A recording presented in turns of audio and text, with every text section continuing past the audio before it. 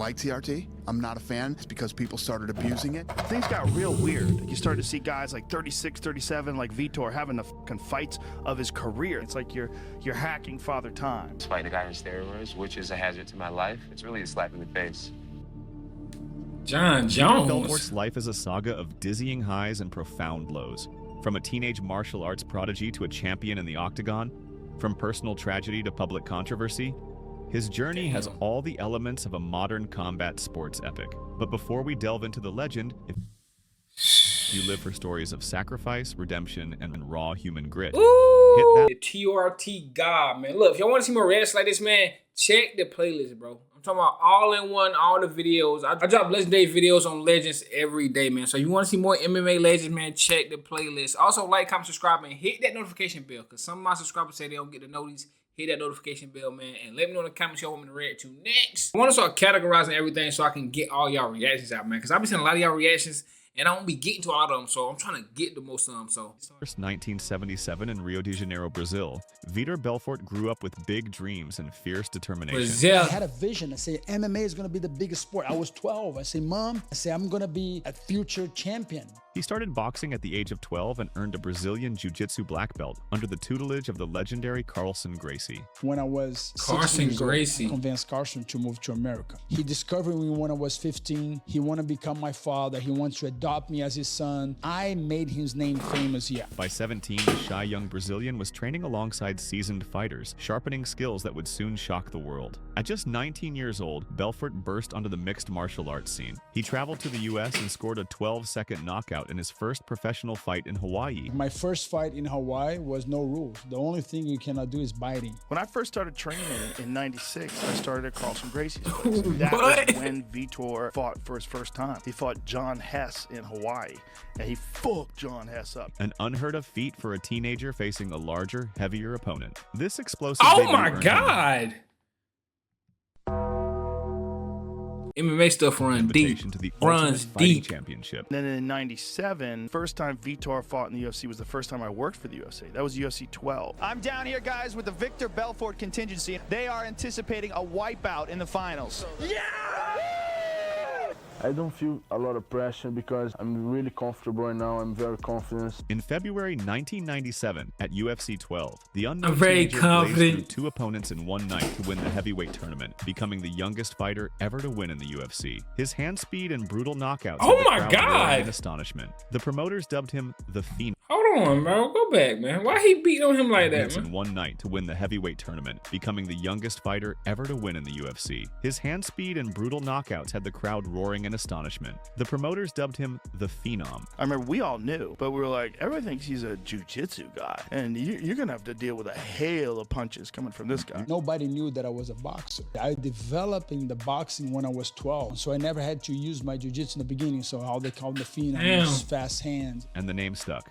Belfort's early rise was meteoric. Months after his tournament win, Belfort faced the brawling powerhouse Tank Abbott at UFC 13. Tank Abbott, I really wanted to beat him so bad because he was a dickhead. In a ferocious He was a 52-second dickhead. blitz, Belfort Damn. overwhelmed Abbott with a relentless barrage of punches, and fans believed a new superstar had arrived. Bro, I ain't gonna lie. He cocked Diesel. Hey, I did a video on Tank Abbott, man. Check the playlist. I'm telling y'all, it's like Netflix. Y'all go to the MMA Pride FC playlist. All the old school legends, man. Check the playlist. I did Tank Abbott. Hit that subscribe button. Hit the notification bell. Turn it I on. feel that Vitor Belfort is the Tiger Woods, the Michael But- Jordan of this sport. We don't feel there's anybody that can beat him. But the fight game was about to teach the young phenom Tiger some harsh Woods. lessons. But before we dive into Michael Vitor Belfort's Jordan. battle with depression and steroid scandals, late 1990s saw Belfort tested against elite competition. In Okay. October 1997, he met UFC champion Randy Couture in a Randy heavyweight Couture. contenders bout. I was sick. I didn't know I was sick. I had a huge worm. I was in the worst relationship of my life. Belfort was favored, but Bro, Couture they- smothered the striker with clinches and handed the 20-year-old his first defeat.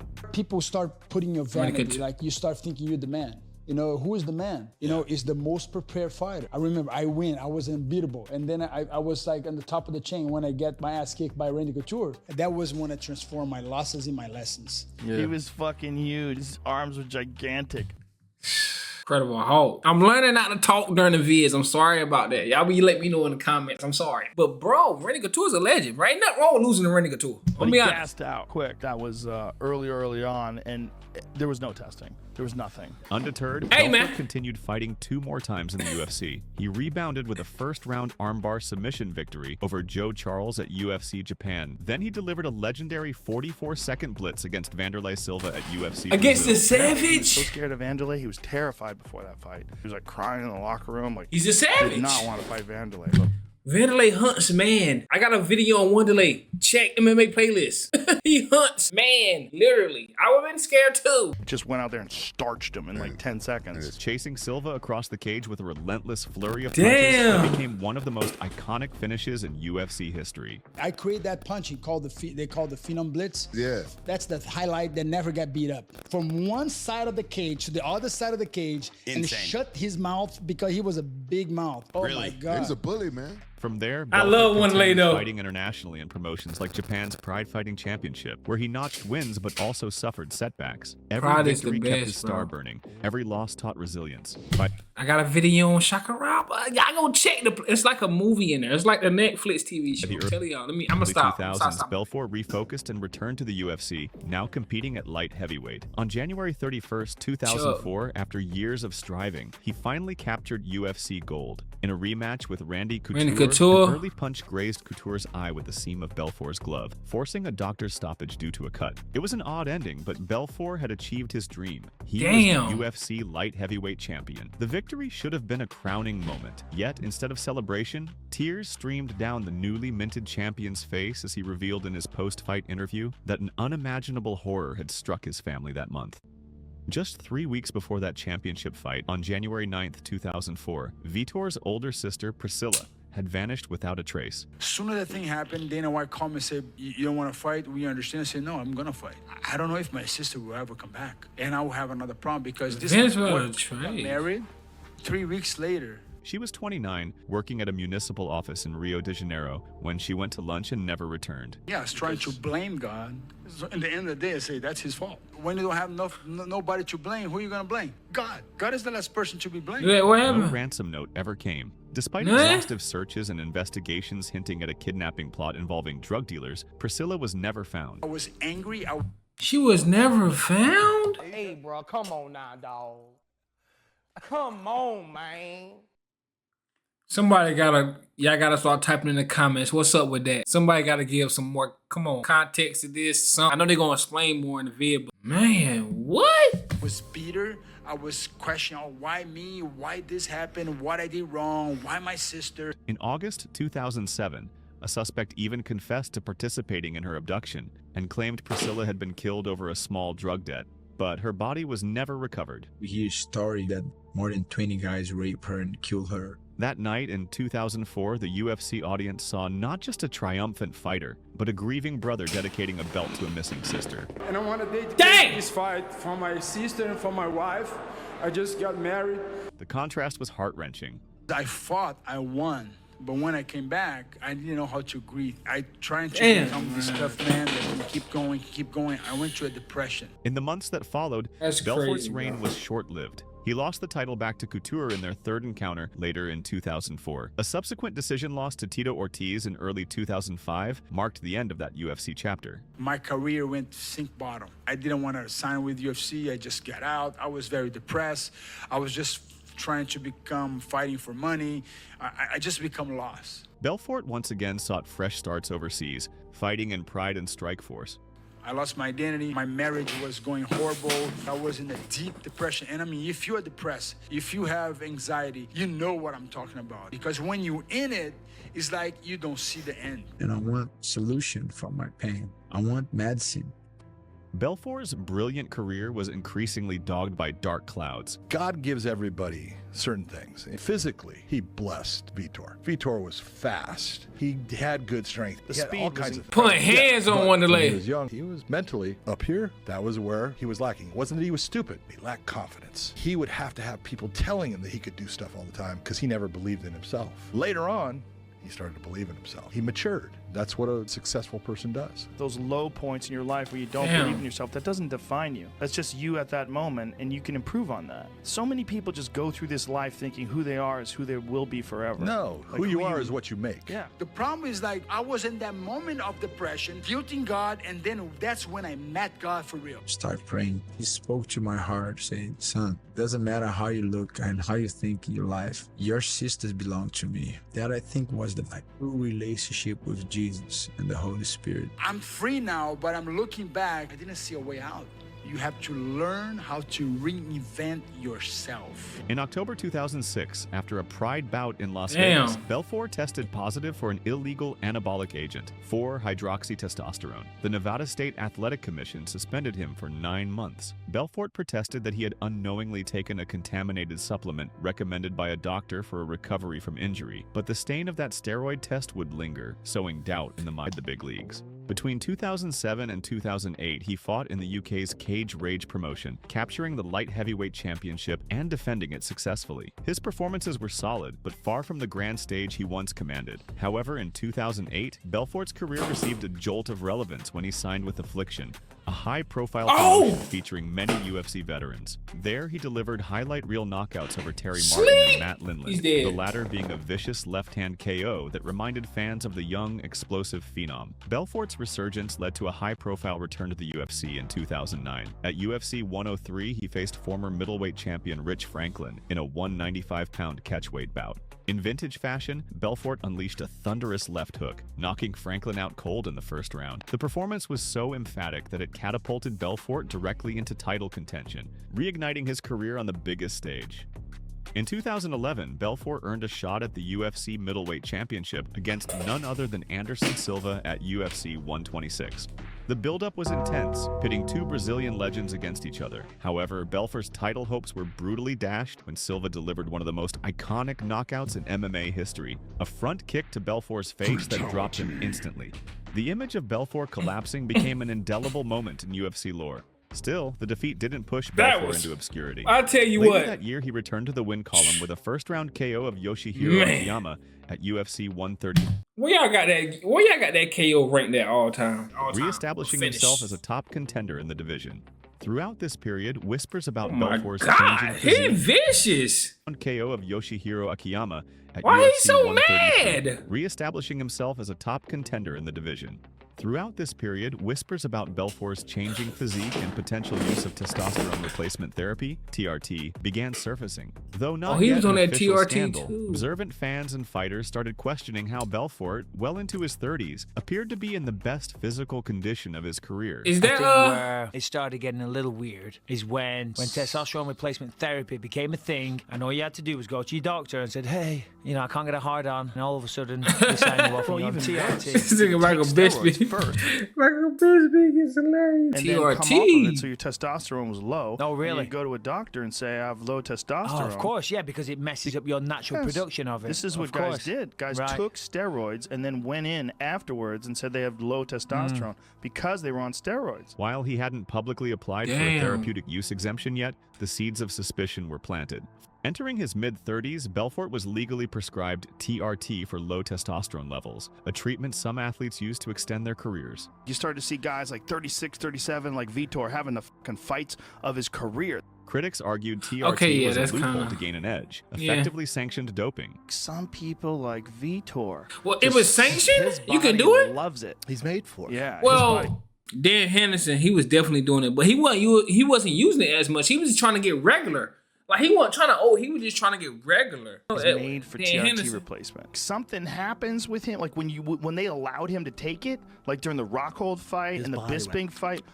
Dude, his body ate it up. He had so much knowledge behind him, but his body was moving like a young man's body. It's like you're hacking Father Time. Belfort maintained that he had a legitimate medical need. He disclosed that he never exceeded the limits set by doctors and athletic commissions. He's doing. That's what I'm saying. Ain't gotta be a certain. It's above board, right? Let me let him do it, so he doesn't feel guilty about it. You feel me? Yeah, he was doing it legally. He was doing it legally. Yeah. He got permission from the UFC to do it in the commissions. Indeed, UFC granted Belfort therapeutic use exemptions for testosterone before each of his 2013 bouts in Brazil. He's a different Let him human, do his man. roids, bro. Like some people don't Let him do his well with roids is all crazy. red shit. He looks great. His skin's vibrant. His tits are popping. I don't like TRT. I'm not a fan because people started abusing it. People will get all jacked up on TRT throughout their entire training camp and then come back down to normal limits for the fight, which is unfair. All of a sudden, he looked like a freak. Just a real freak. He went on a run for a few years where he was just unstoppable. It was terrifying. Belfort became the face of the TRT era. Between 2013 to 2014, TRT Vitor was a destroyer. He first fought Michael Bisping in January 2013. Looking back, when I fought him on TRT. You fought him when he was at the Super Vitor level. Absolutely. He looked like fucking the Incredible Hulk. Remember there was a picture of us both on the scale in Brazil. You can look back and say, holy fuck, what was I thinking? You know, this guy's fucking roided out of his mind. I'm not a religious guy. And, that probably you know, won't work as either. we know, Niggas Vitor abuse it. is heavily religious. And he kept sticking his thing in my face. He was pissing me off. So I said, Vitor, come here, come here. And he leans in. I said, there is no Jesus. There is no Jesus. Probably Crazy. wasn't the best thing to What? say to a juiced up TRT Vitor. My emotion was simple. And when he said that word, Jesus wasn't real. He was just feeding the lion that Yo, Michael, is inside of me. I couldn't There was spin. no Jesus. I couldn't kick him Crazy. there. So I'll wait for the next day. Delivering a brutal head What kick type of knockout trash talk is derailed that, Bisping's title hopes. And Bisping is opened up and in all sorts of Yeah, he trouble. did drop Bisping. Yeah. Drops with a head kick in the second round. Maybe that was God thwarting me. Who knows? Yeah. So it turns out that Moving kick to your the way. head from Vitor, that would soon become my worst nightmare. Vitor Belfort, juiced out of his mind, kicked me in the head, detached a retina, then it redetached, then I got glaucoma, just one thing after. Vitor Belfort then faced Luke Rockhold in May. He definitely Luke did that to Rockhold you. Saw him at the weigh-ins, and he was like, my first thought was, what the fuck is this guy on? Kicked me in the head too. Yeah, no, it was at that same time. All the fights were in Brazil. When you get down there and you start facing, you start feeling like this fucking energy of this guy is just juiced out of his gills. You're like, you cannot feel good about that. Devastating Luke Rockhold. Oh, he did a spinning back kick. Capping off the year. He hit him with a spinning back kick. That's insane. Nah, Vitor Belfort. Nah, y'all ain't tell me he was doing stuff like that. Y'all was telling me in the comments he was TRT God, but y'all ain't tell me he was spinning back kick to the face. Gills, you're like, you cannot feel good about that. Devastating Luke Rockhold with a spinning head kick. Capping off the year by finishing Dan Henderson with a thunderous uppercut. He beat the head. By the end of 2013, Belfort was on a terrifying 3-fight knockout streak. But how do you not respect what this guy has done? Listen, Vitor lifted him off his feet and knocked him out. His leg was shaking. Dan Henderson's leg was shaking. Vitor is getting a title shot.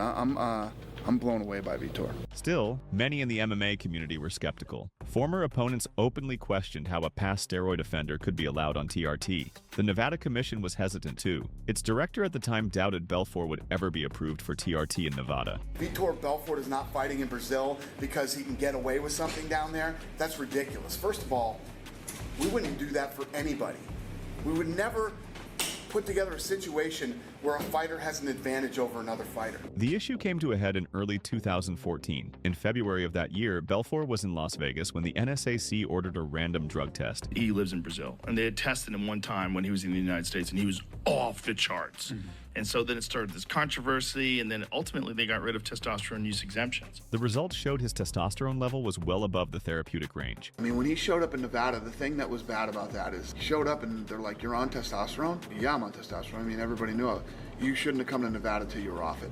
I'm so glad that TRT is gone. Days later, on February 27th, 2014, Damn, what? Nevada regulators voted unanimously to ban TRT usage altogether. Phenom perhaps stated our commitment best when he said, "We believe our athletes should compete based on their natural abilities and on Natural abilities." Belfort immediately discontinued TRT Shit, niggas and got withdrew from concussions a and planned shit. title fight, acknowledging that the era of sanctioned hormone therapy was over. The TRT Vitor debate became the biggest scandal in MMA until another revelation emerged. The story begins with UFC 152, held on September 22nd, Boogeyman. 2012.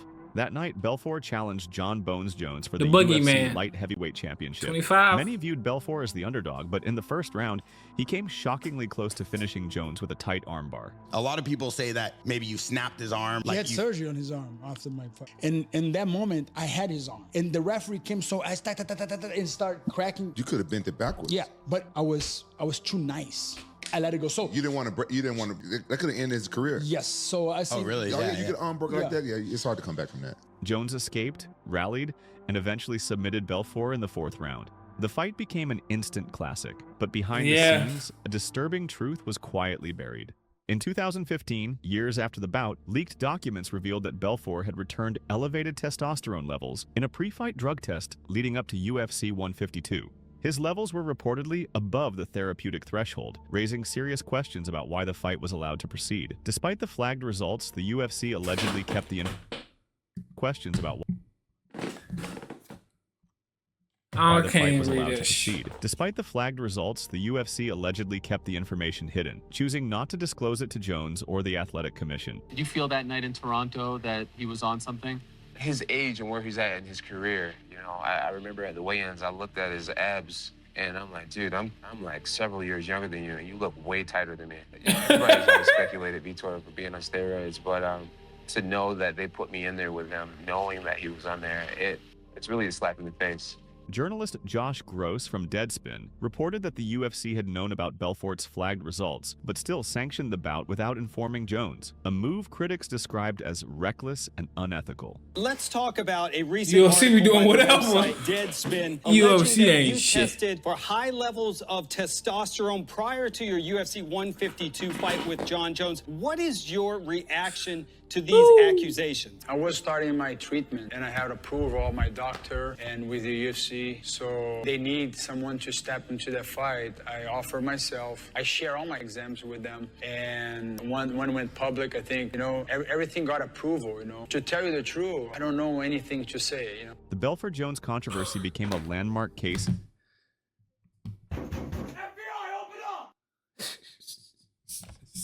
He just like, bro, it is what it is, brother. MMA ethics, raising questions not just about fighters, He but said, also bro, about I promotions don't know what to prioritizing business over safety. It That's remains one of crazy. the sport's most infamous hidden positives. They let the fight go on, knowing that I was fighting a guy on steroids, which is a hazard to my life. You know, all gets back to what I was saying about just the power of the UFC and this athletic commission. And eventually something needs to be done about it. We would never put together a situation where a fighter has an advantage over another fighter. The aftermath tarnished Belfort's legacy for some. He became a polarizing figure, celebrated for his highlight reel knockouts, yet vilified by rivals as a cheater who relied on chemical enhancement. When I was taking and I was doing church, I was very reasonable. You know, I didn't hide for anyone. Everybody knew it. Belfort himself later admitted the transition off TRT was difficult but necessary. But what you don't hear is a fighter who comes off of it and then he still competes very well. What? This man Baz Rutten gonna make his appearance in every video. If y'all want to see that Baz Rutten video, check the playlist. You know, Pinterest God. Is it a hard transition to do that? Yeah, it wasn't easy because, you know, I still need the treatment. I wish I could have the treatment, but it's banned for my sport. And of course, I think the reason that I got too much hit because I was devastating the young generation. He underwent additional testing to prove he was clean by mid-2014. I had a medical issue, and I'm glad that no more TRT. So now Victor is ready to conquer what is Vitor. I'm looking to justify myself by hard work, ethic, living, true.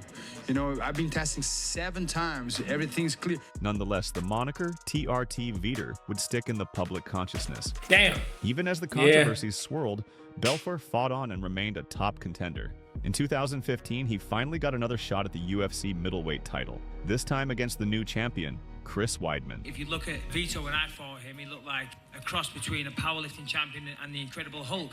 When he stepped in against Chris Weidman, he looked like somebody's out of shape, middle-aged man, a dad that See, this is what I don't like. Sometimes I understand he was on. I understand he was cheating. I understand.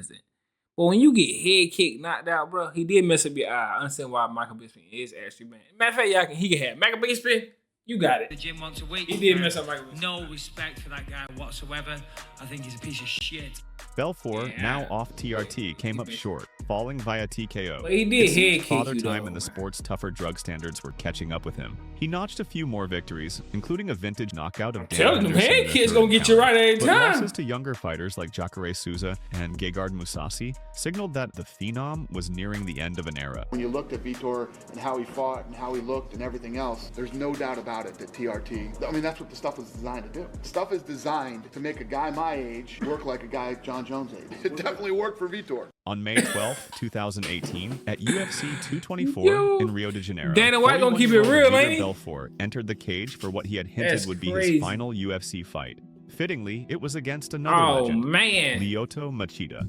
The Karate Kid. If y'all want to see a Lyoto Machida reaction, check the playlist. For one But round, this the is two nasty veterans right battled here. cautiously. Yeah. Then, early in the second, Machida delivered a sudden, spectacular front kick, the very technique that Anderson Silva had famously used to knock out Belfort years before. The kick landed flush, and Belfort was knocked out. This cold. man It was a brutal full don't know circle how to duck feet. He's seen feet. When he see feet coming to his face, he smiles and just go head forward to it. I'm like, bro, he After don't know how to regaining block feet, bro. consciousness, Belfort removed his gloves and placed them on the canvas, the traditional symbol of retirement. In the post-fight interview, voice quavering but dignified, he addressed fans and fellow fighters one last time. It's been a long ride, and I think, life is about beginning, middle, and end, and I think I come to the end, and I'm leaving my glove here. I want to congratulate you Shout out, on man. an historic career. Your future is in the UFC Hall of Fame, and someday we look forward to your induction. Dana. With those words, Vitor Belfort officially announced his retirement from the UFC.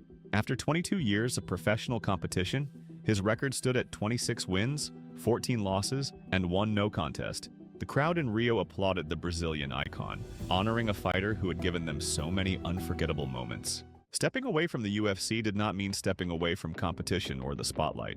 True to his warrior spirit, Belfort soon sought fresh challenges. In 2019, he flirted with a comeback in Asian Promotion 1 Championship, though no fight materialized. Instead, Belfort turned his attention to novel combat sports spectacles. On September 11, 2021, he made headlines worldwide by boxing 58-year-old legend Evander Holyfield in an exhibition match. Were you scared of Evander Holyfield? Of course. You kidding me? He rocked me so hard. The first punch, I got like, man, I'm not going to joke here. The bout, promoted by Triller, was surreal. A former UFC champ versus a former heavyweight boxing king. Belfort, 44, swarmed the older Holyfield from the opening bell and scored a standing TKO in under 2 minutes. The image of Belfort raising his hands as the referee saved a dazed Damn, Holyfield word? was a reminder that the Phenom still packed a punch. That was savage what he did to Evander Holyfield. And Evander Holyfield's one of the greatest to ever do it. I don't when think we people go- give you credit for that, though. Nobody never give me credit for it. I'm not in the Hall of Fame. Well, you're not in the UFC Hall of Fame? How are you not in the Hall of Fame? Because you was on TRT, Nick. You were TRT God. That's why. You had more knockouts than anybody. What do you mean? I don't know. Though many observers questioned the Yeah, I know ethics why. of pitting a near 60-year-old against him, Belfort wasn't done. He continued to stay in shape and even dabbled in coaching and business. He and his wife Joanna opened a chain of fitness gyms in Brazil, passing on his training philosophies to a new generation. Publicly, Belfort embraced his role as an elder statesman of the sport, mentoring young fighters, making motivational appearances, and often speaking about the importance of faith and family and overcoming life's trials. In April 2023, Belfort returned to the ring for another boxing exhibition, this time against a familiar face from MMA, fellow Brazilian Ronaldo Jacare Souza. On the night of his 46th birthday, Belfort went toe-to-toe with Jacare in a boxing ring in Milwaukee. He nearly actually finished can the fight with box. Boy, knockdowns, stop but playing. ultimately went the distance and won a unanimous decision. The bout was part of a trend of MMA veterans testing their skills in boxing, and Belfort looked happy to indulge his competitive fire once more. Today, Vitor Belfort remains a figure of fascination. He is a man who has literally fought through adversity, in the ring and in life. His story is a study in contrast, a fearless fighter whose hardest battles were outside the cage, an elite athlete whose pursuit of longevity veered into scandal, a devoted family man carrying an unhealed wound, and a national hero who's also one of MMA's most controversial sons. In 2025, the UFC recognized his impact by announcing Vitor Belfort's induction into the Hall of Fame. Yeah! Love him or not, Belfort's fingerprints are all over the history of the sport. Yeah! A tale of perseverance, talking about? controversy, redemption, and the unbreakable spirit of a fighter.